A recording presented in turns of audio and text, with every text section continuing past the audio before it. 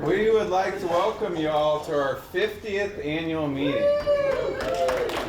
We made it, yes. Soil and water conservation districts go back a lot longer than 50 years, as we all know, but ours was established in 1969. We brought this last year, but we thought it was good to bring it out again. We've got some letters from then Mayor Lugar talking about our establishment as a district, and it's just been a great year for us, and we're excited about the things to come as well.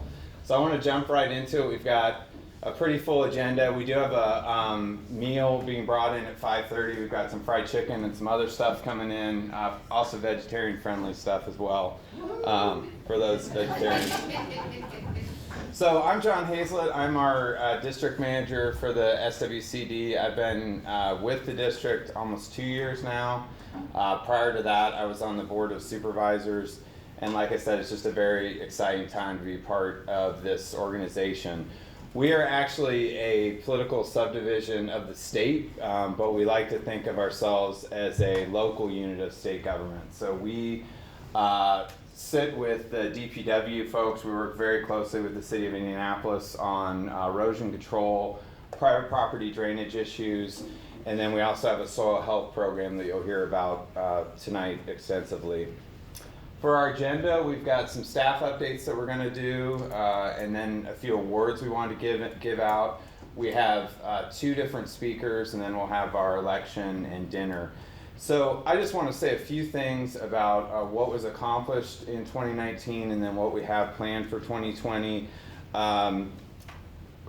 All successful conservation requires a lot of different partners, and it's certainly been a year of partnering both with our traditional organizations that are part of the Indiana Conservation Partnership, but then also expanding that partnership to include a number of nonprofits and other parts of local government that I don't think we previously had that close a relationship with. So I want to recognize our board members that are here and our staff members that are here. We have Brian Nielsen here in the back, who is our treasurer.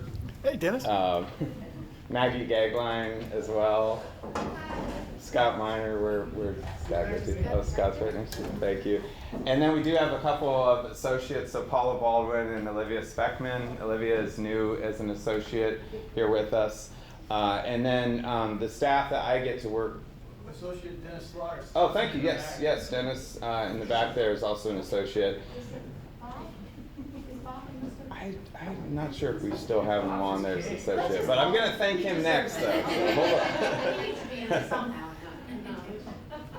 I have a couple of staff members that are just incredible to work with every day.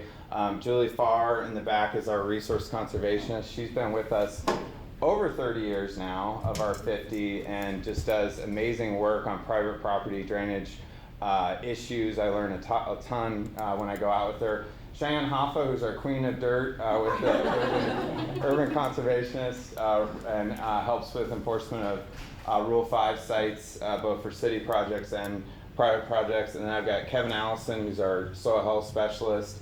And these people come to work every day and give it 100%, and absolutely we would not have had the year we just had without them. I also want to recognize some of the early advocates, I guess, for conservation that we've had. I mentioned Paula Baldwin before, who has done incredible trailblazing work for conservation here in central Indiana. Bob Edelman, who is on the state soil board, and we'll hear from him later as part of the elections. And then I also just wanted to pause for a moment for Harold Thompson, who we lost last year. An incredible man and someone who inspires us every day at the district. I've been reading The Worst Hard Time by Timothy Egan. I've been rereading it again, actually, because it's that good, and reading a lot about Hugh Bennett and thinking of Harold Thompson quite a bit, because he reminds me of that kind of personality. And then a few of the nonprofit and local government partners. We have the city of Indianapolis DPW. We've also been working a lot with the Office of Land Stewardship within the city. I wanted to recognize Reconnecting to Our Waterways, and Julie Rhodes is the director here, a nonprofit doing great work that we've been partnering with a lot, and Friends of the White River of Kevin Hardy. So a few things that I'm really proud of that we accomplished in 2019. We were able to leverage $1.96 for every dollar that we received from the city. We did that in a number of new and strengthening old partnerships as well. We were able to secure some funding for an update of the Lower Fall Creek Watershed Management Plan, which was originally done in 2009. That funding from a variety of partners is allowing us to hire a technical consultant to do some of the background documents that we'll need to submit to IDEM to try and update that plan. And that funding came from Reconnecting to Our Waterways, with support from the Central Indiana Community Foundation, Citizens Energy Group, Axia Urban, Indiana State Fair, and the Children's Museum. I also want to recognize Hoosier Heartland, RC&D, for serving as the fiscal agent on that grant. And again, we'll be doing that work here in 2020 to update the Lower Fall Creek plan.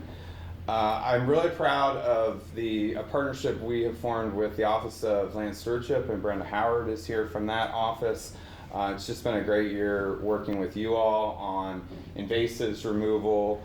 We held a pond workshop with them where we had really great turnout, and then we're working a lot on creating a cooperative invasive species management area for Marion County that involves between 10 and 12 partners from various groups coming in to help tackle invasives in our county. And then lastly, this year we developed a historical drainage database going back to 1974. We have about 6 file drawers full of paperwork on private property drainage issues, everything from just standing water on property, stream bank erosions, failing ponds, you name it, we've got it, but we've never really digitized that layer. We were able to do that this year with help from an IU intern, and gave that to the city and geocoded those addresses so those can be overlain with the city's capital improvement program. In 2020, we're tackling a few things. One is the Watershed Management Plan update for Lower Fall Creek that I mentioned earlier. And the original plan took over 3 years to create, and Ron Loster, my predecessor, did a ton of work along with other people in this room on that plan. I'm really looking forward to reviving that this year. We will be updating this Hoosier Heartland RC&D Rain Garden brochure, and then using that updated material to assist with the city's goal of having getting 500 rain gardens in the ground by 2022, and that's part of the Thrive Indianapolis plan. We learned last week that we are one of 21 districts getting the NACD, National Association of Conservation Districts, Urban Agriculture Grant, which is really exciting. And we're going to be working with Tyler and Groundwork Indy and Indy Urban Acres on some really cool stuff that Kevin's going to be talking about with that. We're chasing a variety of other grant opportunities, one being with the Nina Mason Pulliam Trust, and then continuing just our work with Rule 5 and the drainage that we just now seems to be year-long, getting drainage calls on private property. So with that, I'd like to let Cheyenne and Julie do some staff updates, and then I'm going to have Kevin do a quick one, and then we'll turn to our partner updates. Gail snuck in on you from DBW. Yes, thank you. Gail Boydston, the MS4 director, MS4 coordinator for the city. So Cheyenne's going to share a few things on Rule 5. Hi guys, I'm Cheyenne Hoffa. I'm an urban conservationist, Marion County Soil and Water Conservation District.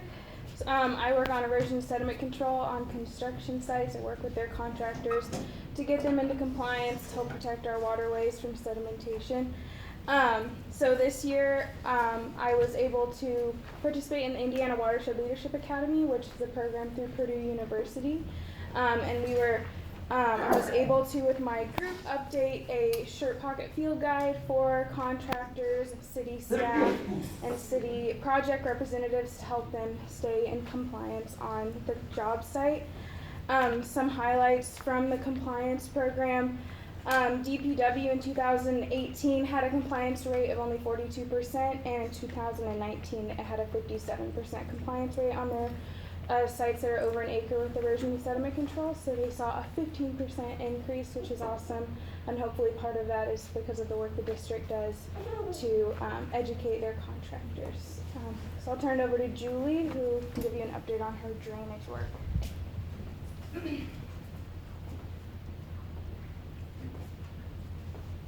Good afternoon. This year was quite busy for us. The Soil and Water Conservation District provides a service to the county in helping people with drainage and erosion, stream bank erosion problems that are things that are homeowners' responsibility to handle. So we are there for consulting to try to come up with some ideas on ways that they can try to alleviate those problems that they have. So this year we had 168 site visits to sites that were having problems both with drainage and the stream bank erosion, and also 50 additional technical assistance for a total of 218 people that we helped out with.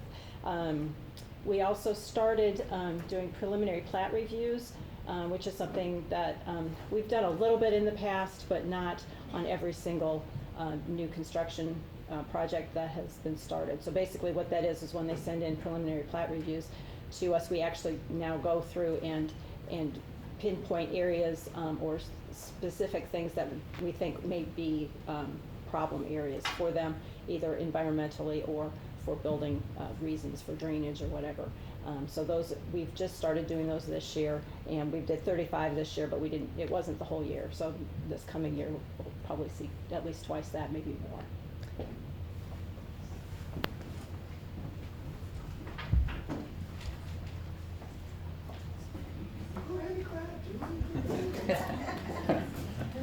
Hey, I'm Kevin Allison. I'm the Urban Soil Health Specialist with the Marion County SWCD. So for the last 5 to 6 years, we've been doing technical assistance and workshops on soil health and urban agriculture. So the past year, we actually wrapped up 2 grants, 2 of 3 grants that have already been finished since I've been here, and a lot of those dealt with cost share. So in that time, we've helped about 30 plus people with financial assistance, in addition to about 130 growing operations that we've helped with technical capacity. So that's talking about cover crops and no-till, and I think I've talked about this lots before, but mulching, soil testing, anything that help our urban farmers out. So this year was, we kind of added a new part to that, or at least we dove into it a lot heavier. So we really started focusing on some native plantings around some of our urban farms. So of course they're going to bring in beneficial insects and pollinators. So one of the things that we're really proud of this year was this native planting for beneficial insects and pollinators publication that we came up with the help of Kevin Tunzovic from Ecologic and support from Clean Water Indiana as well. So it's just got a nice species list that is very useful for small farms, just to help them out. So this spring we got our hands dirty because you can't teach that stuff unless you know how to do it. So we did a lot of planting this spring, a lot of learning, a lot of studying, the native plants. And at the end of the year, in December, we brought in Heather Holm from Minnesota.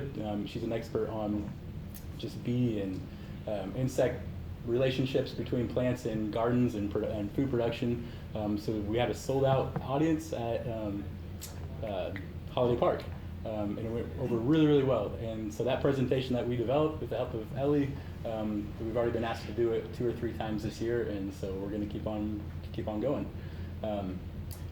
So with that said, well, yeah, let me mention a couple projects that are coming up.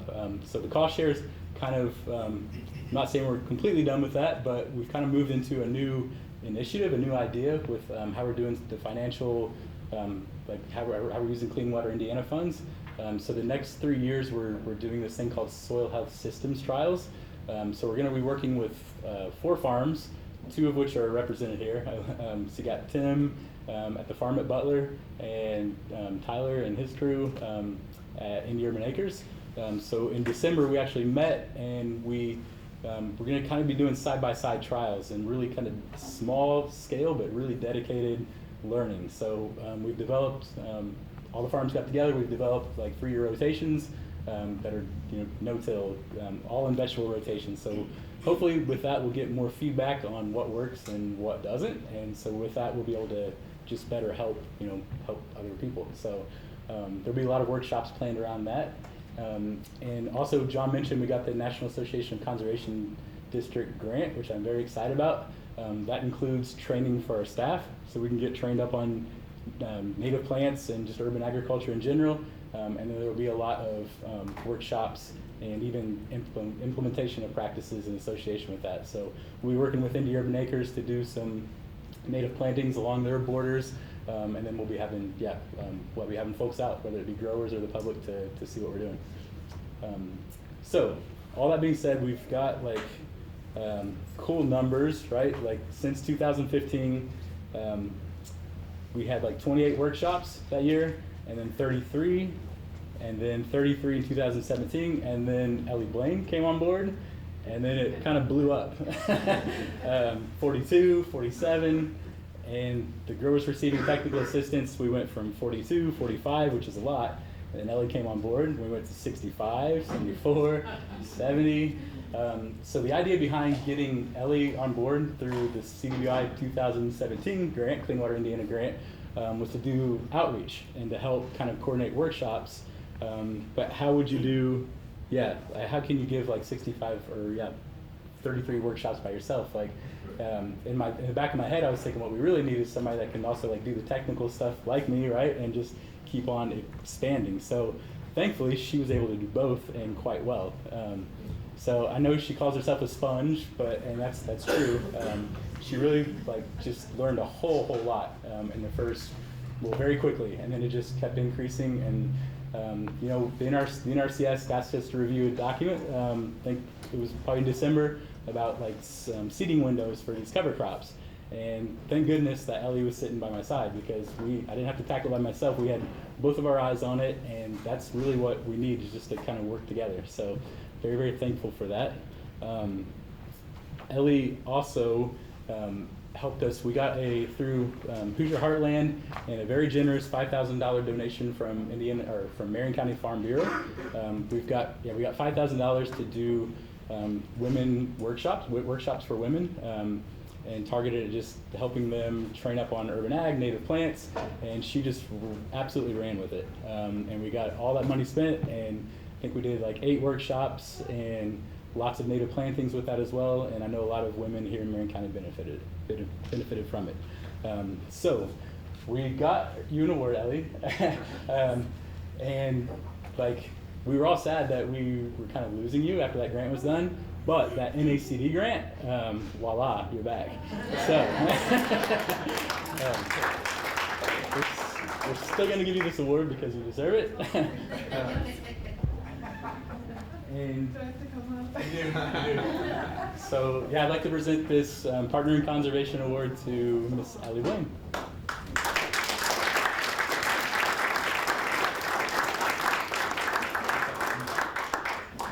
Pretty. Just be careful. I have to be more fragile with it than almost anything else. Thank you.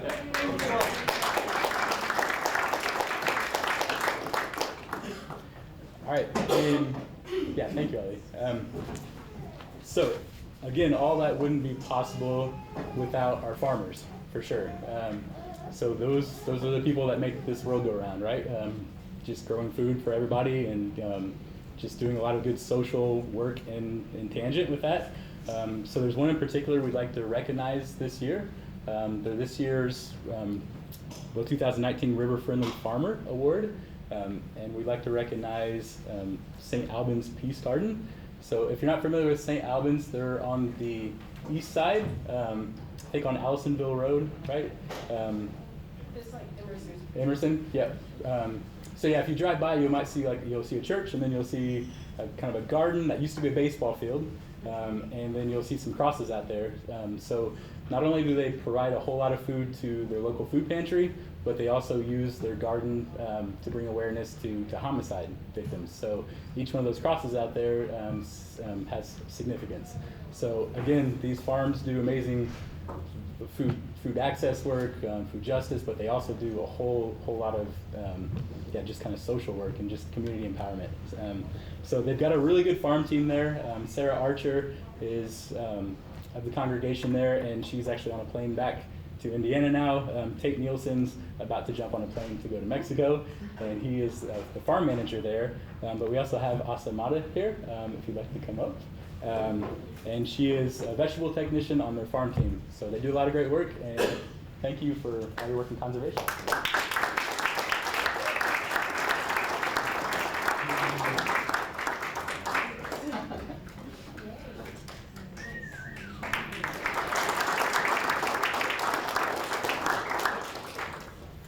Thanks. Thanks, Scott.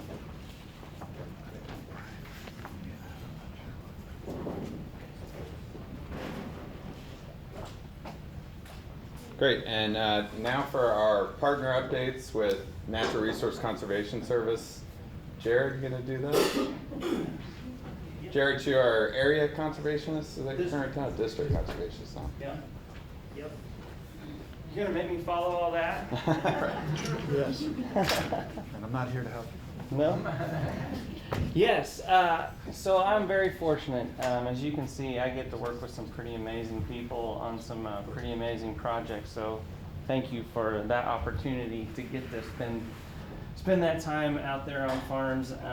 Through the Natural Resources Conservation Service, we're all about helping people treat resource concerns on the ground. So I support the Soil and Water Conservation District any way I can, either my own, I try to help them, but we have experts on staff that we also bring in to help on different things with engineering help or soils help.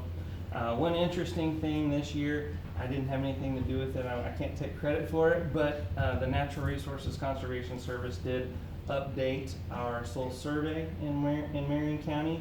So if you haven't been on to the web soil survey within USDA's portal there, it's pretty awesome tool to see what's going on with your soils and drainage and all kinds of characteristics that are associated with soils. Actually, Mike Wigington here was a retired resource soil scientist for us, so he did a lot of that work out there on the landscape.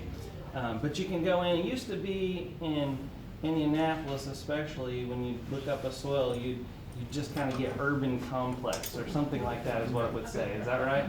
And now there's a lot more detail associated with some of those sites around the city. So if you haven't checked that out, that's a pretty nice tool to have out there on hand. Other than that, a lot of the work that we've been part of this year associated with cost share within the Environmental Quality Incentive Program, specifically seasonal high tunnels or hoop houses. We've helped several people this last year out. I don't have the numbers right on my fingertips, but as well as some brush management is what we call it, but it's invasive species treatment. So we have a lot of issues like that around the city, don't we? As far as invasive species, that's everywhere. And luckily we have some funding and some expertise to help with some of those issues, and looking forward to supporting some of those efforts that I know the district is also supporting here in Marion County to treat invasive species in the future. Hopefully we can be a good partner in that. I know there's a lot of opportunity to partner in that area. So trying to think, the other projects that I've been very proud of this year, we've had some small farms that are also doing some small animal operations. So one of the things that we can help do is put together some plans to rotate grazing and move those animals around so that we're not depleting resources on the ground. And so we can help putting fence on the ground, extending water out to places where maybe that would be pretty difficult to get that rotational grazing done. So we've done some of that kind of work around the city as well, around the county as well. So with that said, there's lots of different programs and opportunities out there through the Farm Bill, through the Environmental Quality Incentive Program, Conservation Reserve Program, and I won't go down the alphabet soup road, but that's what we're here for. So contact Soil and Water District, contact myself. Thank you.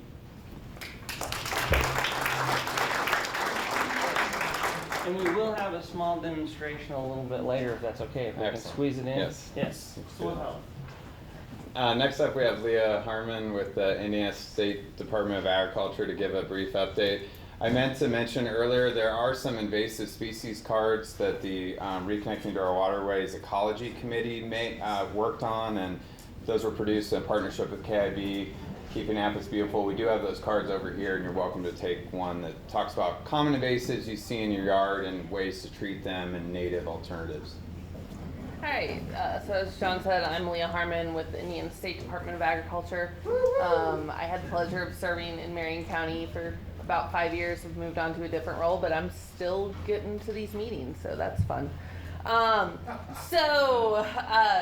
Just a brief update. It's, kind of our role as ISDA to be the hub of information for a lot of the partnership.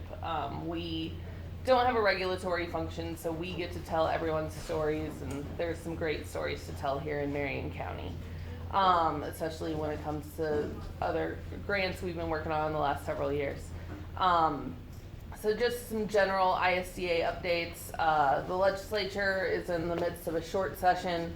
We don't have any bills this go round, but we're tracking several agriculture conservation bills. One thing of note that the increase of smoking age that happened recently could potentially impact our main funding mechanism through Clean Water Indiana, since that is primarily funded through cigarette taxes.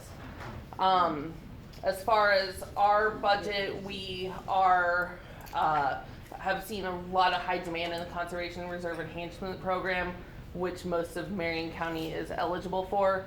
And we have taken some of our budget savings from having some open positions and lumped it into that program to help meet some of that demand. And then also the State Soil Conservation Board, which Bob serves on, is in the midst of updating their business plan, which helps outline priorities for both our division as well as soil and water conservation districts, and particularly those Clean Water Indiana grants over the next several years. So that's in a draft form right now. It's not yet posted online, but if anyone would like to see a draft or provide feedback, we are willing to provide that opportunity. So that's all I have for the moment. I'll be around if anybody has questions. Thank you, Leah.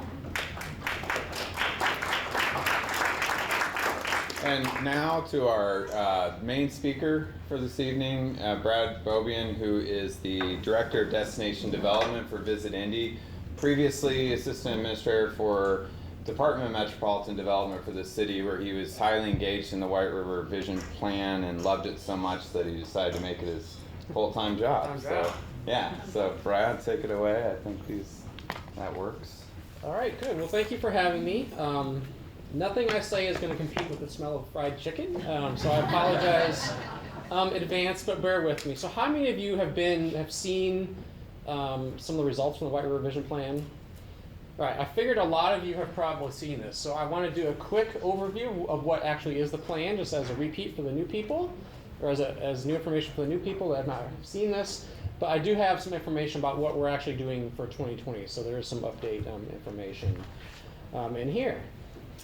And so many of you have probably seen some of these other rivers in some of our competitive cities across the region.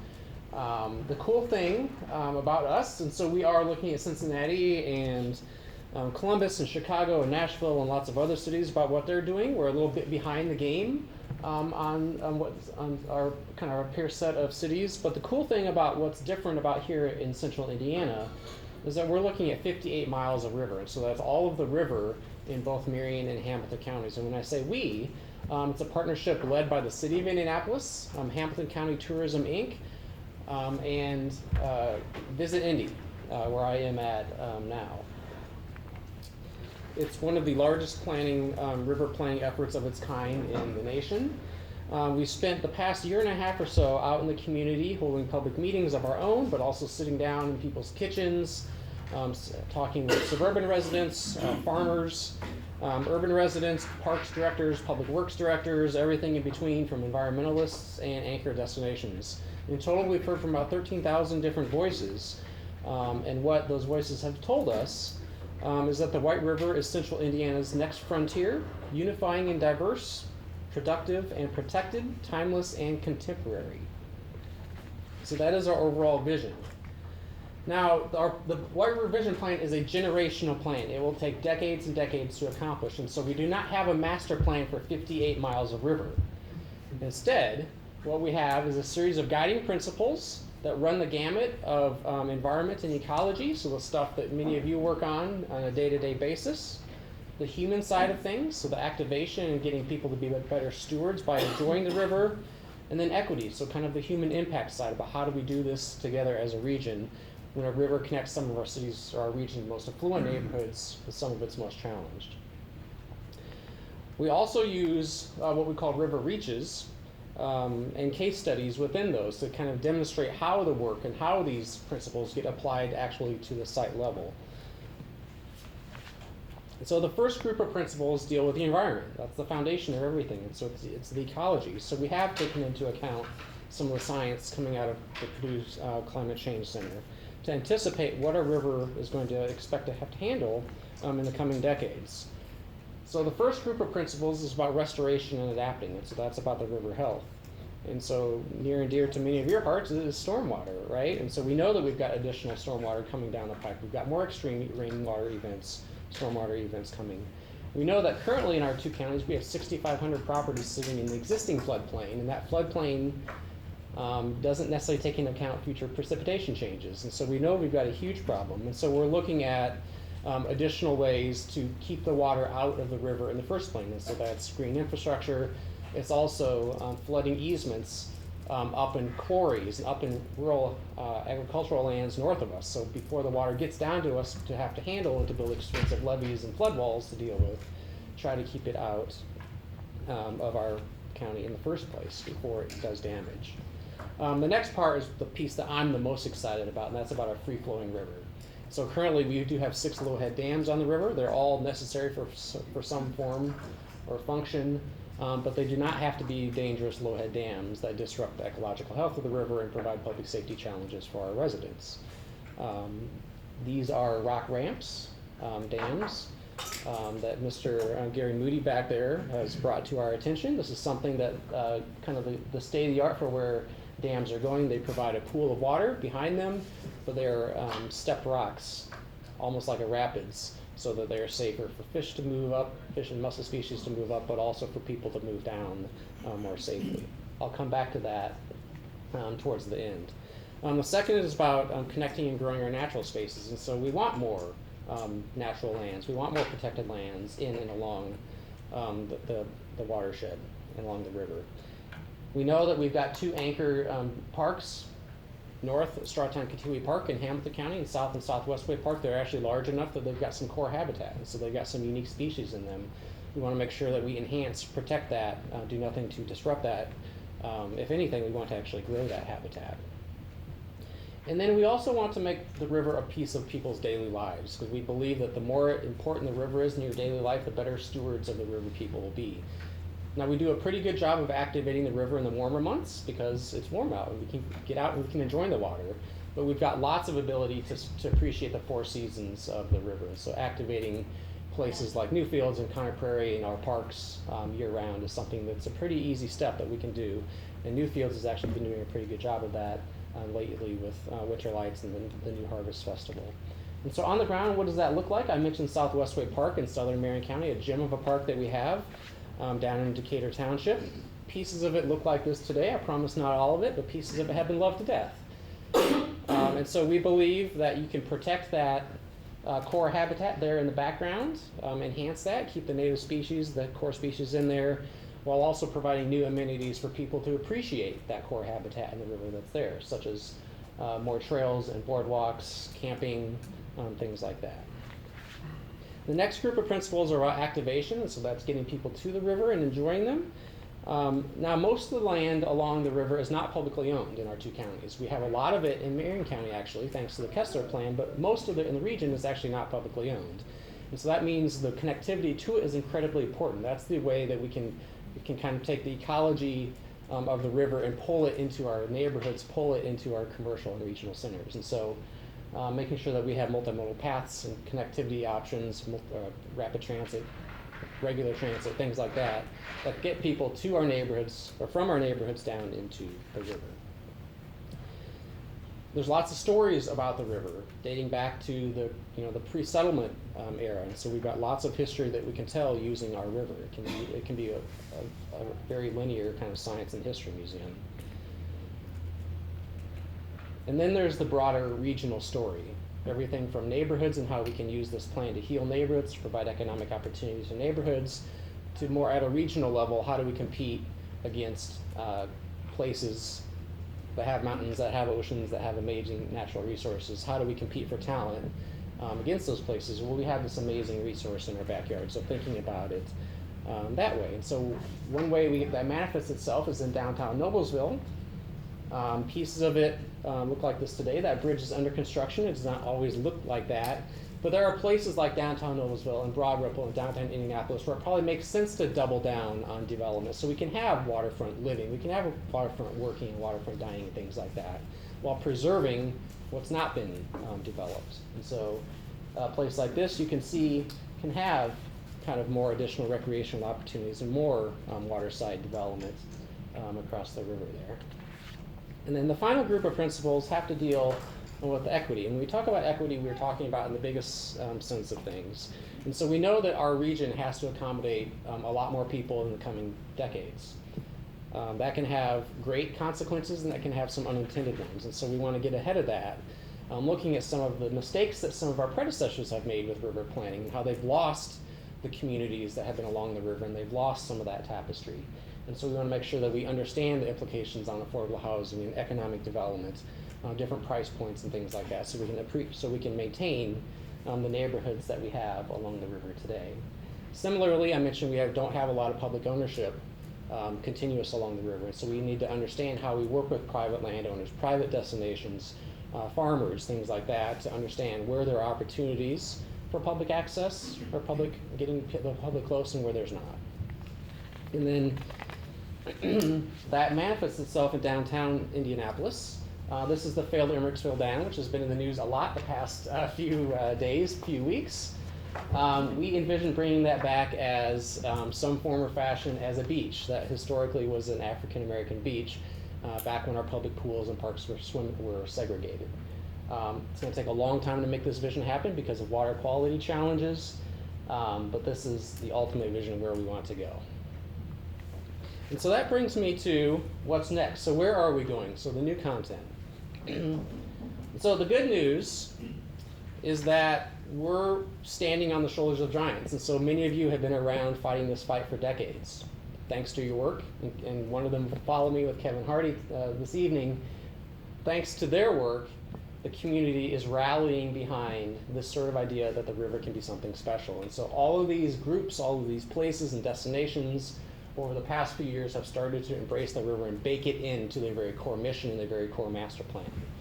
And so there's lots of exciting movement happening. And that's what 2020 is all about. Now, governance is something that we put last in the planning effort, and that's because it's hard. As a region, we do not cooperate probably as much as we should. We do not work together probably as much as we should.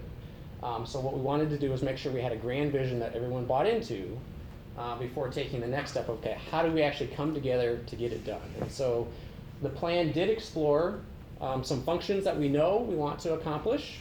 We know that we need some entity to coordinate activities, to market, to fundraise. We know we need someone to support, and so that's fundraising, that's technical assistance, that's working with all the different permitting agencies and entities that are out there. We know we need to build stuff, whether that's trails or parks or anything in between, and we know we need to maintain them, we need to program them, we need to get people to use them.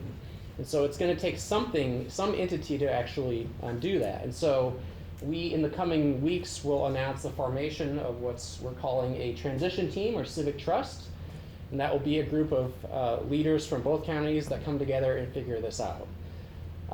In the White River Vision Plan, the recommended governance scenario started with a coordinating nonprofit. And so that's something that might exist right now. It could grow. It might be something that doesn't exist and we need to start from scratch. But it's the idea that we can start with something easy It's relatively easy to get off the ground. We can start coordinating things. We can start championing and advocating across the region, and then build towards something that is more permanent. And that might replace that nonprofit, or it might more likely will be in addition to that nonprofit. And that would be some sort of regional entity. Now, whether that is a new regional government of sorts, or agency of sorts, or whether that's a series of cooperative agreements between existing entities in both counties, I don't know yet. But we will be inviting the community, we're inviting some of you in this room to participate in those discussions. We'll be inviting the public to weigh in on what that governance entity should be look like in the months ahead. And so stay tuned for that. That's the big lift that we're taking. Along those lines, the key idea that gets me excited about the White River is we don't have mountains, we don't have oceans, but we've got this national park scale amenity in our backyard. So when you add up the parks, when you add up the water area, when you add up the destinations like Newfields and Conner Prairie, when you add all of that up, it's the scale of a national park. Now, we've never thought about it together like that, but just like this is a map of Yellowstone, just like Old Faithful is Conner Prairie, and the mud volcano is Southwest Way Park, all of those things, we've never thought about them as a story, as an experience, as a package. And so that is what we are taking on thanks to the support, hopeful support of the Nina Mason Polium Charitable Trust this year. And so that's working with all of those park systems and anchor destinations and partners to get them to understand that while you may be Old Faithful, you're also part of Yellowstone. And how does that work? And so that's going to be a pretty intense conversation. We'll be updating the mywhiteriver.com website to pull together a calendar of events. Whatever you're doing, whether it's educational, whether it's a fun activity at Conner Prairie, we want to pull all that together so we can tell a common White River story. And so that's in the books that we'll be starting on this year. And then if you read the IBJ this morning, this got publicly released, but our friends at Hamilton County Tourism are actually funding a detailed study for what the plan refers to as the Meadow Region. So that's the piece of river between 116th and 146th Street. It's about 5 miles of river, including about 3 miles of shoreline that Conner Prairie actually owns. And so there's a huge opportunity. The river factors heavily into Conner Prairie's new master plan for a river education center that they likely will be partnering with Carmel Clay Parks to build out, to have recreational stories about wetland restorations, to have canoeing and kayaking up there. The Hamilton County Soil and Water Conservation District is also a partner, and so your peers to the north are partners in that process, as well as the White River Alliance, Fishers Parks, Hamilton County Parks, and some others. It includes about 1,000 acres of land in total. They're looking at stitching together into this common story. Greenway connectivity, a pedestrian bridge that links both sides of the river up there, which does not have a lot of east-west connectivity across the river, wetlands restoration, and invasive species mitigation. And so that is a more detailed study that we hope to replicate up and down the river in the years ahead. And so that's what's ahead. That's what's coming for the White River. I lost that screen, but mywhiteriver.com. The document that's on mywhiteriver.com right now is still the draft that we released in July. In the coming weeks, we will be announcing the release of the final document in conjunction with some of those kind of press releases about those next steps in transition team. And so I know that was super quick for those of you who are brand new to the story, but you're not late. We're glad you're here just in time. And we have time for questions? Yeah, absolutely.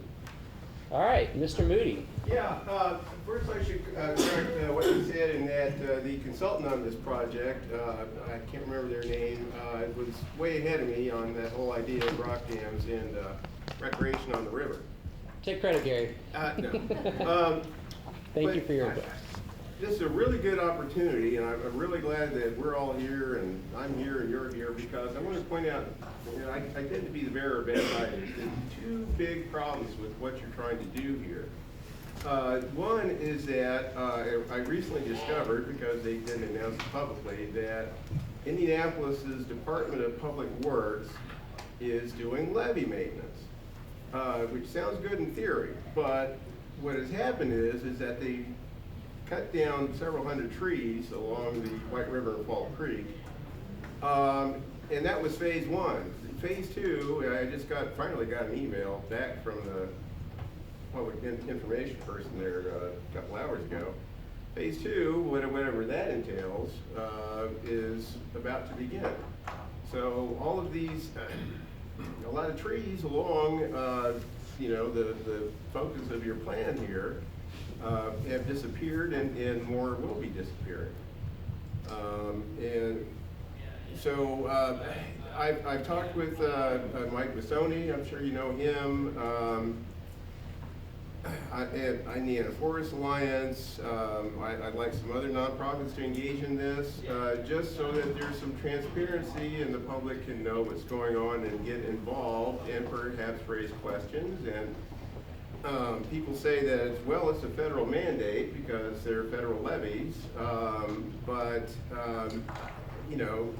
that's said about a lot of things, but we still have a right to voice our opinion and maybe make some changes and get some mitigation. That's very important. The other thing is that, as you mentioned, Emmericksville Dam has been in the news. Yep. And I've been at 2 meetings so far, the one last night being the worst. People in the Riverside neighborhood, a lot of them, or some of them, are up in arms claiming that the city and Citizens Energy Group are trying to destroy their neighborhood.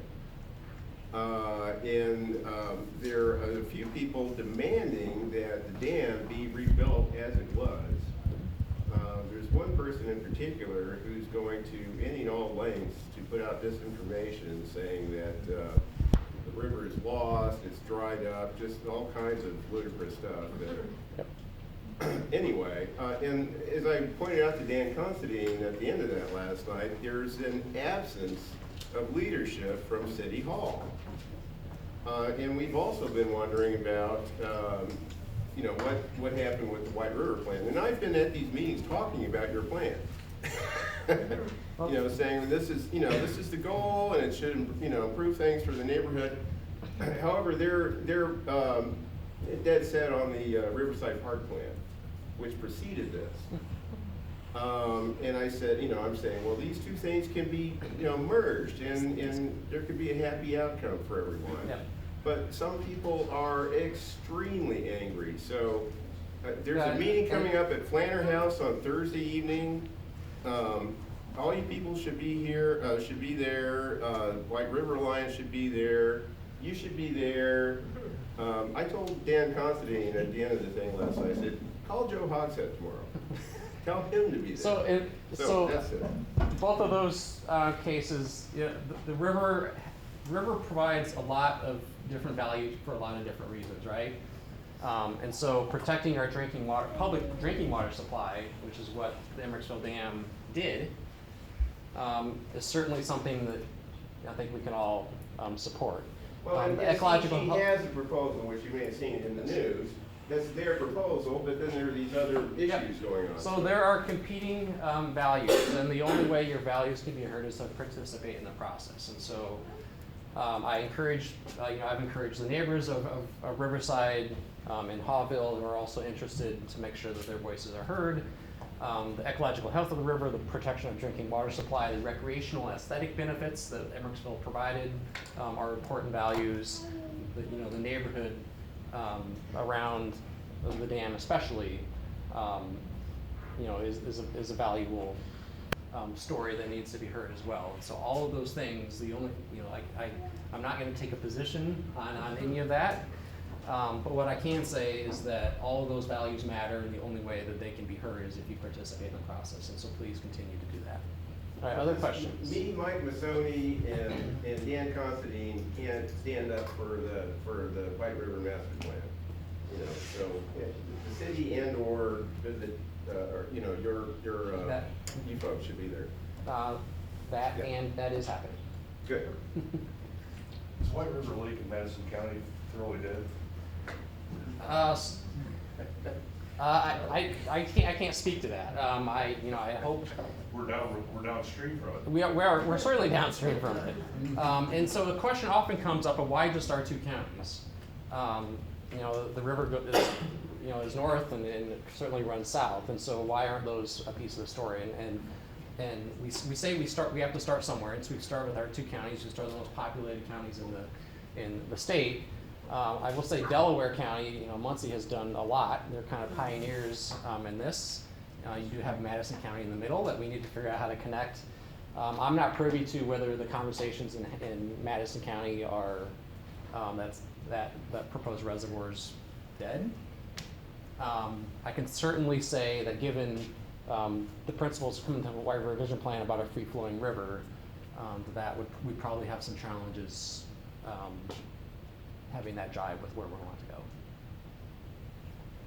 Are the levees the result of the Army Corps of Engineers? Some of the levees are Army Corps levees or Army Corps owned. Some are DPW owned that are federally certified. Okay. The levees were put in after the 1913 flood, the biggest flood we've ever had.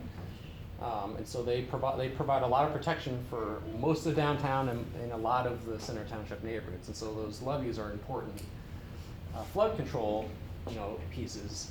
I will say that the Miami River in Ohio also had the 1913 flood, the biggest flood that they've ever had. They had a different approach, and so they came up with this regional governmental entity they did build some levees, but they also built some what they call dry dams, which is a dam that really only functions when the water gets high. Normally it's free flowing, and so that's how they've addressed flood control. And it's similar to our idea of having flood easements and quarries and agricultural lands up north, and so you pay farmers and you pay quarry operators to flood their land for the use of it, rather than having to build that hardcore infrastructure in the cities. So. Brad, I want to point out that I counted 300 trees between Emersville Dam stumps and Lafayette Street Bridge.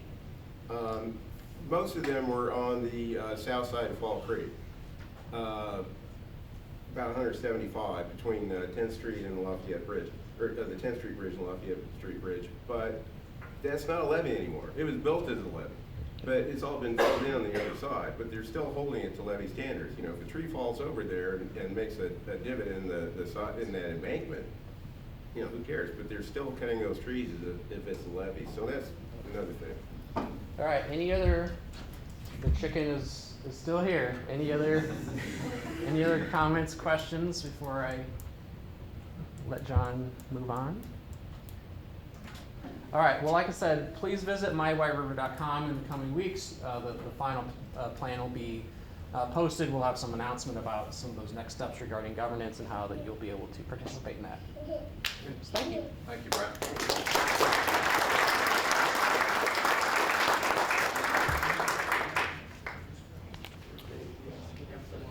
So next we're going to have a little bit of informal Q&A with Kevin Hardy, who's the Friends of White River director. And Friends was an organization started in 1985 and has been working to protect the river and get people out on the river since then.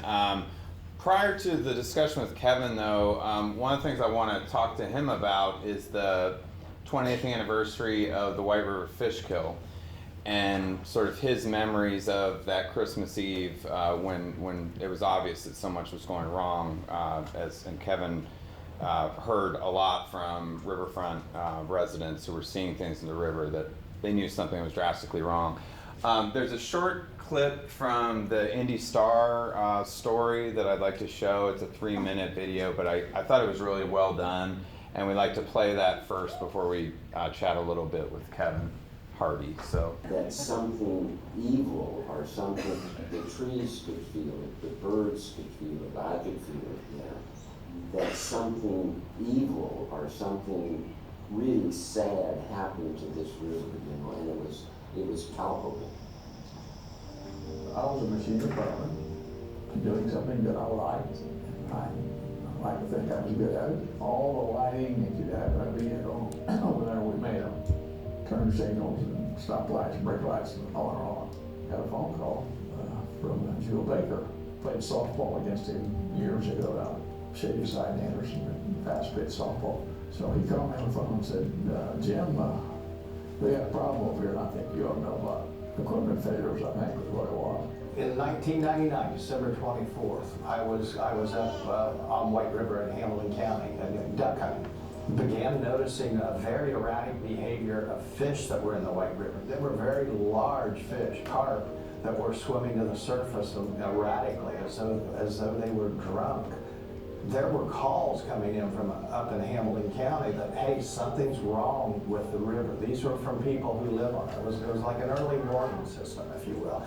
And that had started, as we now know, when Guide Corporation was phasing out a metal plating operation. There was a neurotoxin. And that's why the fish were behaving the way they are. That was how the chemical plume just proceeded on downward, and it took a while to get here. It was stinky, and it was fascinating, sad. You see all those fish float by, all the dead fish, all the guys out in hazmat suits pulling them in, getting rid of them all. And so we thought, and we were worried that our river was done. We thought we had a dead river because everything was, all the fish died. So the fish died, the blue herons leave, the eagles leave, the muskrats leave, the mink leave, everything leaves, there's nothing to eat. Media coverage was intense because during that holiday period, you don't have a lot of other things also competing for news. And dead fish tell a story. There was a decision made that I think was a good decision by the Department of Environmental Management to hold public meetings so that people could learn about what had happened. I heard a reporter walking into one of those meetings and seeing 300 people there say, "Holy shiitake," if you will.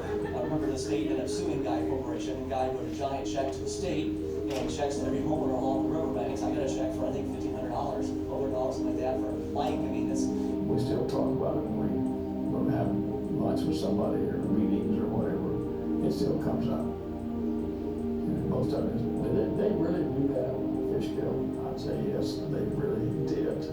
The river was wonderfully resilient, made a huge comeback with the help of the state of Indiana, with the stocking the state did. We've got a lot of fish out there. People fish out here non-stop. Is it good enough to fish in? Yeah. Are the fish back? Yes. Are the eagles back? Yes. Are the blue heron back? Yes.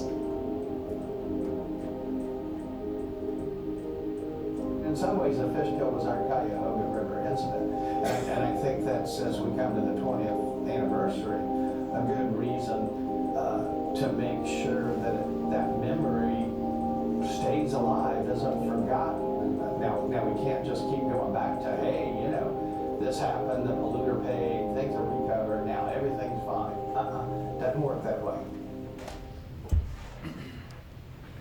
That piece was done as part of a series that the Indy Star is doing on the White River, and I believe next week or the week after they're doing a piece on environmental justice in the White River, which should be interesting. But I'm going to invite up Kevin, and just wanted to hear a little bit from you about the work of Friends of the White River, what that night was like for you, and how the organization has changed since the fish kill.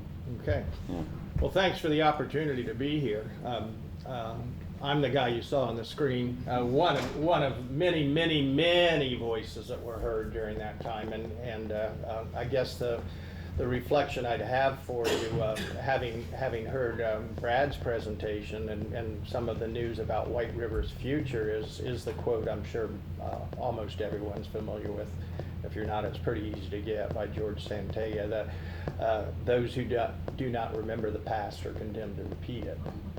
Well, let's hope that what happened with the Guide incident, commonly known as the fish kill, and Julie Rhodes has heard me say this many times, that I call the chemical discharge, a criminal act that was of national proportion. Had something like this happened in the West Coast, the East Coast, and not what I call flyover land, I believe it would have gotten an amazing amount of news coverage besides the sustained amount that it did here. The troubling thing about the incident was that it came about in a way that many of us weren't familiar with it. When I came off the river as temperatures began to plummet on December 24th, having been out early that morning in the river freezing up and seeing what was described there, fish swimming under the influence, okay? A very large fish that you didn't normally see that time of year coming to the surface. It was like something's wrong and I don't know what. And that same theme, at that point in time, there weren't cell phones for the most part around. There were some, but there were things still in operation, because remember, it's 2 decades ago, where people left voicemails. And the voicemails were, I've never seen this before. And there was this complete unknown that went with it. What continued to be frightening after that was on the day after Christmas, going up to Noblesville and learning that the Hamilton County Health Department had no notification at all from state government that they'd had people up investigating. So I guess, my reflection is that it's going to continue to be important to have eyes and ears on the river. That it was people who people who lived along the river, who weren't scientists, who were lay people, that knew something was wrong and sounded that first alarm. We found that agencies weren't talking and communicating with one another, and sometimes that's still, unfortunately, the case. We hope that's going to be different. It did result in some changes for Friends of White River, as John said, and I'm proud to say John's on my board and has provided a whole lot of input and a whole lot of new energy, because we were a group that started in 1985. I've been a part of it since that time. I'm still green, but I'm a little grayer. It's going to be real important to involve younger faces with the river, a whole younger generation. As Brad said, the White River Vision Plan is a generational thing, and it's going to be important to reach millennials and others who I'm very encouraged to hear, and it's something that the lines that I've used for many years. We don't have a beach, we don't have mountains, we don't have a sound, we do have a river. It's not important just in terms of tourism. I think one of the things that's important is what it means for the quality of life, and for young people like my kids, who are now millennials, to want to stay here, because there is something that is valued and seen as something that holds potential. I think the sheer enormity of this situation was just daunting. I'm always real candid with people about, hey, in college I failed chemistry, so there's no way I'm going to try and try to pronounce the 12-syllable chemical mix that became a toxic cocktail floating in a plume down the river that was discharged by a guide deliberately. And that's the important part when the question comes up, and this was covered in the Indianapolis Star, was that this wasn't a, quote, traditional fish kill. This was a criminal act. No one was personally criminally responsible. There was a very substantial penalty put in place at that time. Friends made the decision that we were going to work very hard to bring the issue to the public's attention and have meetings and questions asked. We were accused of, because there's always finger pointing when government's involved, of being aligned with one party or another, and our simple answer was fish don't vote. They did tell the story. They certainly drew the cameras there, but in the end it was the voice of people who were involved. As a result of this, Friends made a plunge. Instead of having a midlife crisis, I got an executive directorship. It was the first time we had a staffed organization. It drew to our mind that we need to reach to a lot of people in a lot of different ways. We had much more narrower focuses at the time. And we're working now very diligently, although we haven't figured out how to do it, on how to involve the millennial generation with a project that John's been closely involved with, and that is a brand new app for those that are so inclined towards technology. I'm proof that a dumb guy can use a smartphone. And you can download that app right now. You can see some information on our website, and I'd encourage you to do so. We're going to be announcing a formal rollout with it, but it will get you to places and provide you with a variety of information and do some things and help us respond as an organization. We're still growing. yeah, we've, as an organization, we've, quote, reached adulthood, having been around since 1985, but we're waiting to see what happens with the birth of this governance body. And so are a number of other river groups. The collective voices are very important for the river, and I'd encourage all of you to be a part, if you haven't been part of those collective voices, whether it be in conjunction with the vision plan, the sessions that Gary Moody talked about. I'll be at the one at Flanner House on Thursday.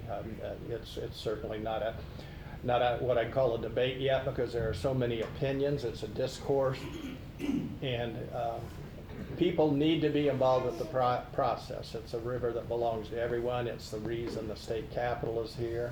We're going to have the visual journalist who became a friend of mine working on this, because he even made me look good talking on there, the technology moving my head like back and forth like that. He's going to be a presenter, I just learned today, at our annual meeting, along with Emily Hopkins from the Star, who did a very extensive piece on water quality. So, and since it's not government, they get to have beer at their annual meeting. That is correct. That's a good reason to go. Beer March and, 18th. Beer and pizza. Beer and pizza. It's going to be at the Indianapolis Arts Center.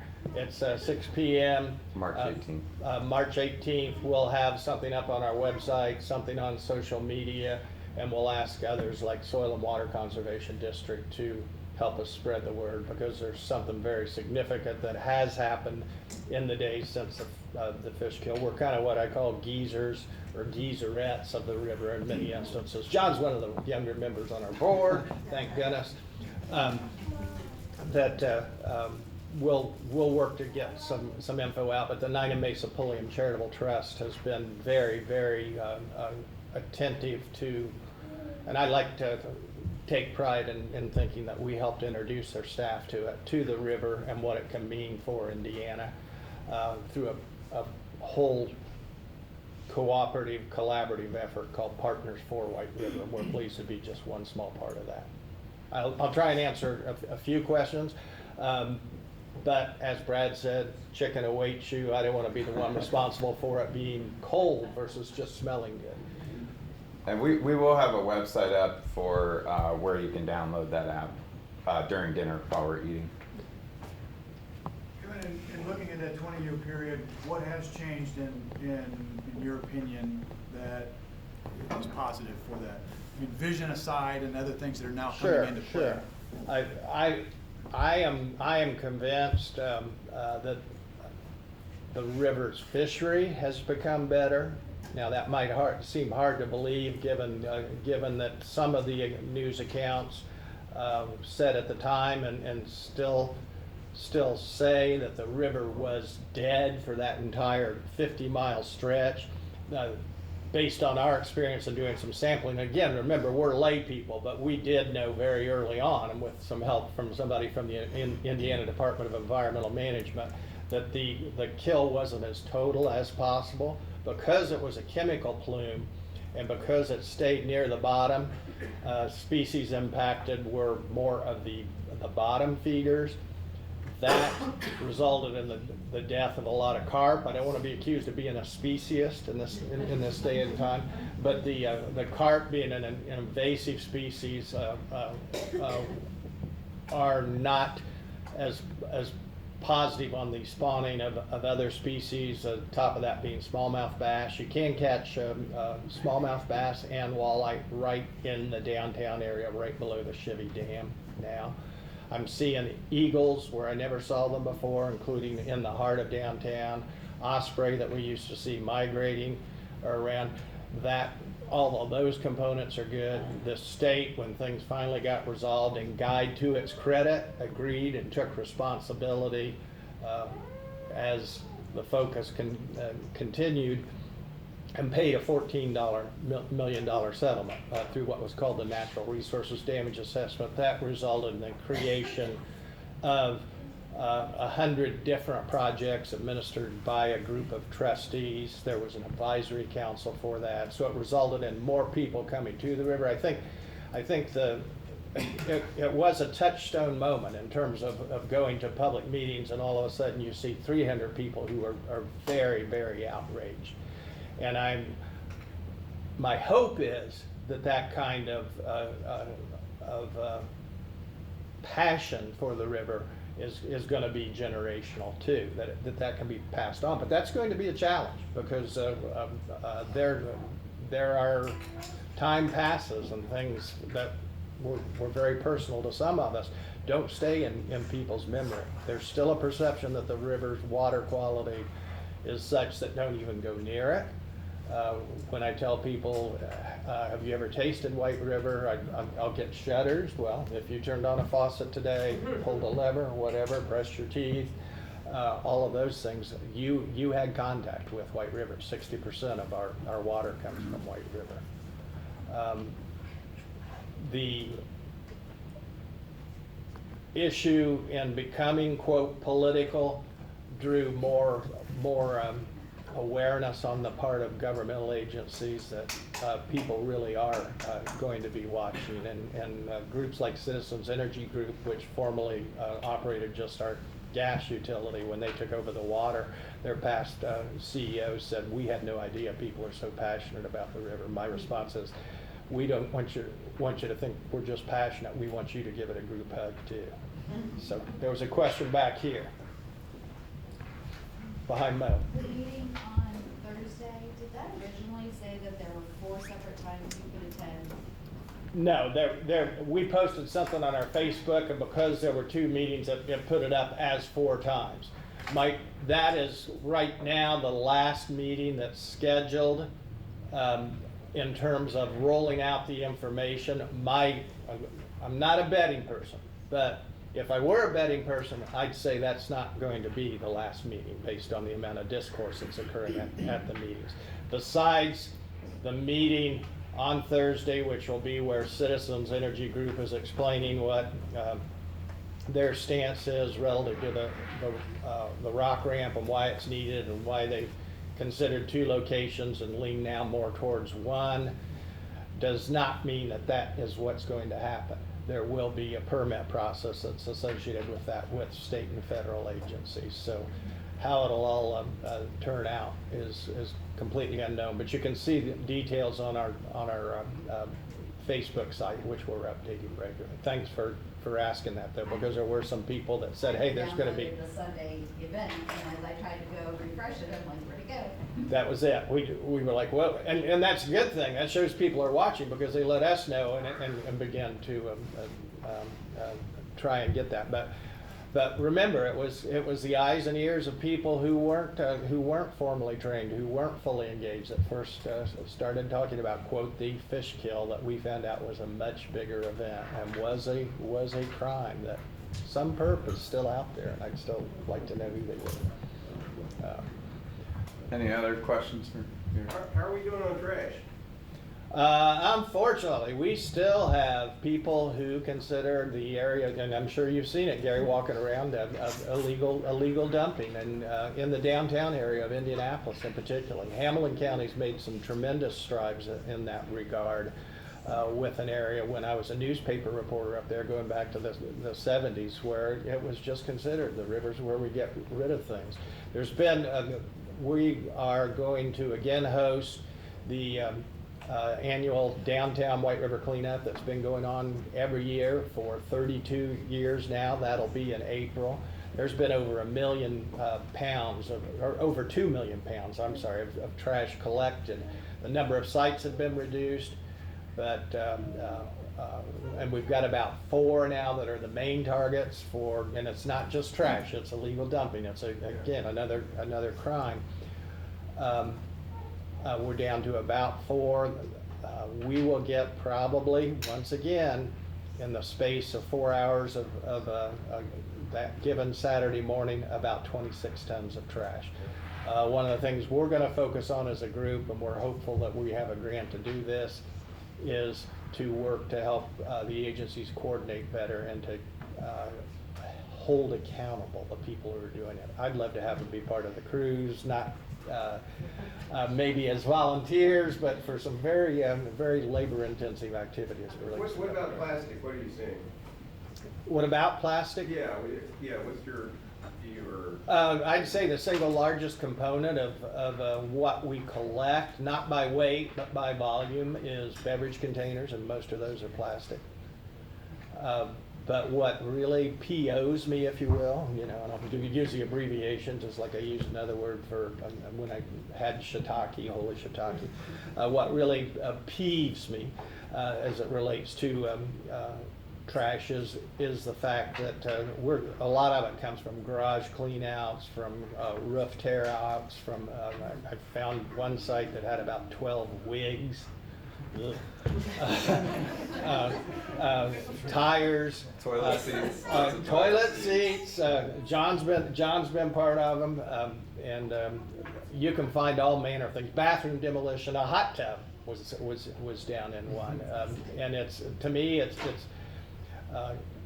it's just not tolerable behavior, and it's not something that our governmental agencies currently are coordinated on. And I understand it's not going to be a job for the Indianapolis Police Department to focus on catching somebody who's dumping trash when they've got much more serious crimes. But we do have right now not a cohesive structure for people reporting them. We want to find a way to get the agencies to better communicate. That happened after the chemical discharge guide incident, fish kill, whatever one wants to call it, and I believe it's a step that we need to take here that will involve, because I sure wouldn't want somebody to come to Indianapolis as a destination and look and see, oh my God, what's this mess? And real frankly, I'm tired of cleaning up other people's messes. My brother never liked to do it at my house, in my room, and I think we just have to hold people accountable here in that way. I'll be around if you got individual questions. We like to help people discover the river. One of the things we've done, and I think we've done that pretty well, is be emissaries, be ambassadors for it, and to help folks discover it and ask questions about it. Try and find answers, and it's not one river for just one use. It's a beautiful one that varies in character. Brad and I have both used the description of it's a quilt. So you can go to one place and it'll look one way, you can go to another place, it'll look a different way, and our app will certainly help you do that. We're real excited about rolling that out and hearing what you think. And we should add that we got the grant funding for that app. Friends of White River got the grant funding through Reconnecting to Our Waterways with Julie's organization's support. And we're real excited, and there should be some slides rolling through where you'll be able to see the Friends of White River website. So White River Guide is the name of the app, and we welcome in these early stages any downloads and user feedback that you can do, just to so we can keep tweaking it as we need to. Join us on March 18th. Beer and pizza. Beer and pizza, that's right. Art Center's a great place too, and it's great to be here at the Boner Center. I hadn't been inside for ages, but thanks to Soil and Water Conservation District, doing some exciting things. One quick question, you keep saying it's criminal, so what you're saying is someone intentionally released the chemical? In the guide situation, and that was validated by the employee who was on there. They made a decision that they were going to phase out that metal plating plant. And the premise was, because of the time of year it was, that oh, they thought it wouldn't hurt anything. They had no idea of the amount of damage that it would cause. Yeah, but they also thought it would go unnoticed. And there were 5-foot tall brown foam clouds foaming down in Anderson. So it was horrific not to know, because there was when we learned that. The Department of Environmental Management had not informed Hamilton County Health Department, and knowing it was water that people drank, that's when we decided to go to the media. It's not always fun to attend meetings where people are in an uproar, but that's what this involved and what it took. And the polluter did pay. Can I say it'll never happen again? No, I can't say that again, but I don't think the same kind of incident will happen again, but something will happen again.